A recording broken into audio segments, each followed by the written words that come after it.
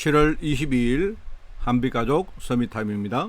오늘 봉독할 하나님의 말씀은 열왕기하 2장 7절에서 11절, 제가 진 성경으로 구약성경 562쪽에 말씀이 나옵니다. 열왕기하 2장 7절부터 11절 말씀을 제가 봉독을 합니다. 선지자의 제자 50명이 가서 멀리 서서 바라보매 그 두 사람이 요단가에 서 있더니 엘리야가 겉옷을 가지고 말아 물을 치매 물이 이리저리 갈라지고 두 사람이 마른 땅 위로 건너더라. 건너매 엘리야가 엘리사에게 이르되 나를 네게서 데려감을 당하기 전에 내가 네게 어떻게 할 줄을 구하라. 엘리사가 이르되 당신의 성령이 하시는 역사가 갑절이나 내게 있게 하소서 하는지라. 이르되 네가 어려운 일을 구하는도다. 그러나 나를 네게서 데려가시는 것을 네가 보면 그 일이 네게 이루어지려니와 그렇지 아니하면 이루어지지 아니하리라고. 두 사람이 길을 가며 말하더니 불수레와 불말들이 두 사람을 갈라놓고 엘리야가 회오리 바람으로 하늘로 올라가더라. 아멘. 자, 오늘 메시지 제목은 장자의 몫을 회복하는 참된 시작의 시간표입니다. 장자의 몫, 말하자면 야곱의 아들 12아들 가운데 하나님이 요셉에게 장자의 몫을 그렇게 주셨습니다. 아버지 야곱이 그렇게 장자의 몫을 받으려고 인본도 있었지만 그러나 나중에 굉장히 그것 때문에 어려움을 많이 당합니다. 그죠? 그런데 하나님이 분명한 어떤 언약 가운데 그 요셉을 하나님이 미리 준비하시고 그 요셉의 장자의 몫을 주셨다. 오늘 본문에 보면요, 갑절에 성령께서 하시는 일에 갑절이라고 말을 합니다. 같은 몫입니다. 그죠? 그래서 갑절 그리고 장자 하는 여기에 대해서 우리가 분명한 언약의 말씀을 붙드는 그런 시간이 되기를 바랍니다. 지금 창세기 3장, 6장, 11장 특별히 그 3단체가 이걸 하고 있거든요. 이게 지금요 세상에 나가보면 전 세상에 도시나 농촌이나 할 것 없이 실제로 이 3단체가 문화를 가지고 또 경제를 가지고 상당히 지금 역사를 하고 있습니다. 그죠? 그러다 보니까 특별히 선진국일수록 미국이나 유럽같이 그런 선진국일수록 실제로 이런 어떤 경향성이 훨씬 더 가깝고 오히려 영향력이 크기 때문에 이게 지금 빠른 속도로 5천 종족과 그리고 237 나라로 그렇게 파고 들어가고 있습니다.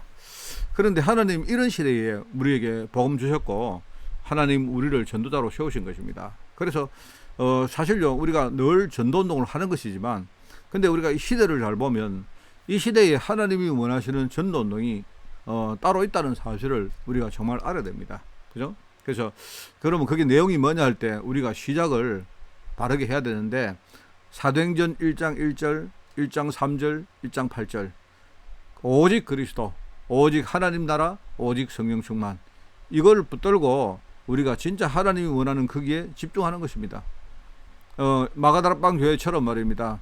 이 언약 붙들고 오직 기도에 힘쓴 것처럼, 그죠? 이때 우리가 흔히 말하는 24, 25 그리고 영원이라는 응답이 옵니다.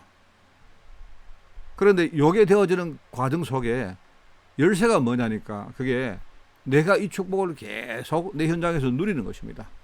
그러면 나부터가 살게 되어지고 진짜 이 어떤 그 복음에 대한 열매가 내 안에 지금요 맺혀지는 것입니다.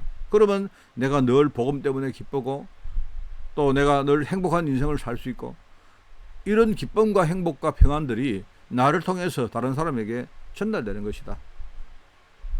그런 겁니다. 그러면 그래야 지금 이 시대가 너무나 문제가 많고 어려움이 많은 이 시대에 우리가 정말로 그 모든 것들을 이겨내고 실제로 그걸 넘어설 수 있는 그런 축복이기 때문에 이거야말로 당연성이고 필연성이고 절대성이다. 이렇게 말할 수 있는데 지금 많은 사람들이 이걸 찾지 못하고 틀린 인생을 살 수 있다 이 말입니다. 그래서 결과적으로 성도들이 그렇게 사니까 이 시대의 문제가 제대로 해결이 안 되고 지금 뭘 하고 있다고 많은 단체와 많은 우리 교회가 활동을 하지만 사실은 틀린 시대를 살고 있는 것입니다. 그 말입니다. 그래서 여러분 그냥 쉽게 생각해서 저와 여러분이 장자의 몫을 회복해야 된다. 지금 현장에 영적 싸움을 하고 있는데요. 우리가 진짜 이 사람들을 능가하는 장자의 몫을 우리가 회복하지 못하면 우리는 제대로 살 수도 없고 그리고 싸움에서 이길 수도 없다 하는 걸 여러분이 알기 때문에 오늘 그 언약의 말씀을 붙듭니다. 첫 번째는 오직을 붙들어야 된다. 오직을 우리가 봐야 된다. 그죠? 바로 초대교회 성도들은 갈보리산에서 뭡니까? 예수님께서 십자가를 지신 걸 실제로 목격했고 그 동시대를 살았던 사람들이기 때문에 거기서 이 십자가의 의미가 뭔가를 진짜 안 것입니다. 그리고 뭡니까? 예수님이 그 제자들을 따로 불러서 뭡니까? 감람산에서 하나님 나라의 일을 또 이야기합니다. 그러면서 마가다락방에 모였던 사람들이 기도하니까 거기서 실제로 성령의 어떤 역사를 체험하게 된 겁니다. 이게 오직입니다. 여러분, 이 세 가지 속에 우리가 오직을 정말 보고 가지면 그러면 가장 먼저 오는 응답이 뭐냐니까 사실요, 교회 안에는 목회자가 먼저 살아납니다. 그러니까 성도들이 이걸 하게 되면요, 목회자가 힘을 얻고 목회자가 사는 그런 어떤 일들이 벌어집니다. 제가 아는 많은 교회 목사님들이 계시는데요.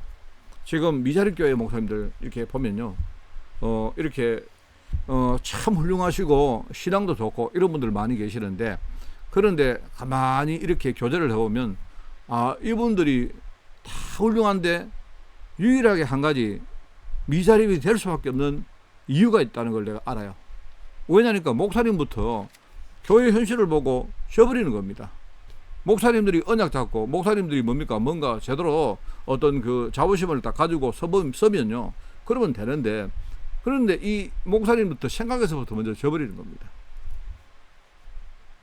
그래서 제가 그런 교회 장로들이나 그런 교회 중직자를 만날 때마다 내가 그냥 이야기합니다. 당신들이 목사님을 먼저 살려야 된다. 당신들이 목사님을 살리는 방법은 뭐냐? 오늘 여기 나오는 그 내용입니다. 성도들이 정말로요, 오늘 여기에 말이 거창하니까 우리가 굉장히 많은 것처럼 보이지만 많은 게 아닙니다.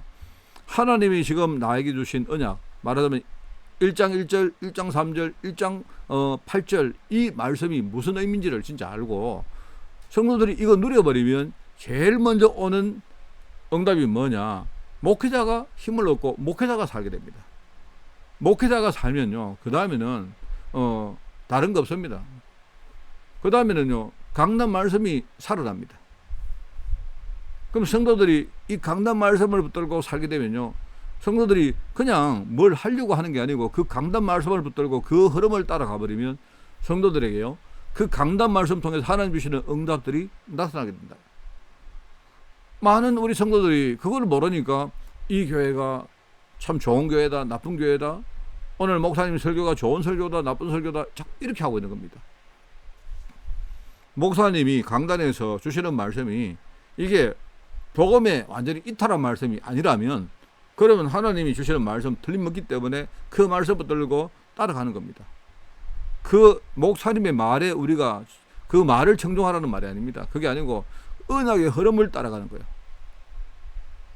그러면은 성도가 살게 되고, 성도가 살면 반드시 성도들 일터와 현장에 하나님 말씀이 성취되는, 말하자면요, 이 말씀의 역사가 분명히 일어난단 말입니다. 그게 오직입니다. 다른 거 할 거 없다. 오직이란 말은요, 다른 거 할 거 없다 이 말입니다. 그죠? 오직이란 말은요, 우리 다른 거 할 거 아무것도 없습니다. 자, 그러면 이 오직을 하다 보면 두 번째 뭡니까? 유일성의 응답이 뭔가가 깨달아지게 된다. 말하자면 특별히 우리 교회 중직자가 내가 얼마나 중요한 사람이라는 사실을, 이게요, 우리가 교만이 아니고 겸손한 가운데 이게 깨달아집니다. 오늘 여기 메시지에 보니까 오직이 발견되면 유일성의 응답을 받고 VVVIP, 이 말은요, 매우 중요한 사람이다 이 뜻이거든요. 이렇게 중요한 교회 중직자가 살게 된다 이 말입니다. 이 굉장히 중요한 말입니다. 예를 들어 내가 목회자인데 내가 유일성의 응답을 받아버렸다. 이 말은 뭡니까? 하나님이 이 시대에 많은 교회, 많은 목회자를 하나님이 세웠지만 내까지 하나님이 왜 또 이렇게 목회자로 세웠겠습니까? 그거는요, 나에게만 향하신 하나님의 유일한 응답이 있다는 말이기 때문에 그걸 깨달아버리면요, 그러면 환경에 어떤 문제가 와도 상관이 없어져 버리는 겁니다. 초대교회 중직자들이 자신들의 의미가 뭔가를 알았기 때문에, 그죠? 이 사람들은요, 의도적으로 가장 힘들고 위험한 일에 이분들이요, 자기들의 모든 에너지를 헌신한 것이다. 그 결과가 뭡니까? 하나님이 이렇게 하는 그 과정 속에 15개 나라 중직자들과 사람인들을 세웠고요. 나중에 뭡니까? 바울 팀들이 가는 데마다 하나님이 중직자 사람인들을 붙였다 이 말입니다. 그 결과 예루살렘과 온 유대와 사마리아, 나중에 에디오피아의 문도 열리고 안디옥 교회도 만들어지고, 이 전부 다 뭐냐니까 중직자들이 중심이 된 교회입니다. 이 사람들이 위기가 왔는데, 여러 가지 핍박이 왔을 때 하나 되어서 기도하니까요, 이 사람들이 기도하는 그 현장에 하나님의 놀라운 기적의 역사가 나타났다 이 말입니다. 자, 마지막으로 그런 방법으로 교회가 부흥되는 거다. 바로 재창조의 시대가 왔다 이 말입니다. 여러분, 교회 부흥의 세 가지 조건은 이렇게 써: 사도 중심, 중직자 중심, 그리고 렘넌트와 부교역자 중심. 이렇게 했는데, 이 말을 여러분이 잘못 들으면, 아, 교회는 사도가 중심이 되어서 뭘 해야 되는구나, 중직자가 중심되어서 뭘 해야 되는구나, 그리고 렘넌트를 위해서 이걸 중심으로 해야 되는구나, 이렇게 생각하는데, 물론 그것도 맞는 말이긴 한데, 그것보다는요, 중요한 게 사도가 힘을 먼저 얻어버리면요, 나중에 중직자가 힘을 얻게 되고, 나중에 렘넌트에게 중요한 것들이 참 힘있게 전달될 수 있다, 이 뜻입니다. 이게 바로 교회를 살리는 열쇠다 이 말이죠. 그래서 우리 중직자들은 한 70군데에 내가 복음운동 하겠다. 여러분, 70군데 다 어떻게 하겠습니까? 그런데 우리가 70인이기 때문에 내가 70군데 정도 내가 복음운동 하겠다, 이런 중심을 가지고 여러분이 그냥 매일 기도하면서 여러분의 현장을 한번 이렇게 스캔을 쭉 하는 겁니다. 그리고 우리 부교육자뿐만 아니고 교육자도 마찬가지입니다. 내가 70명 정도 제자를 세우겠다, 이런 생각을 가지고 우리가 하는 거다.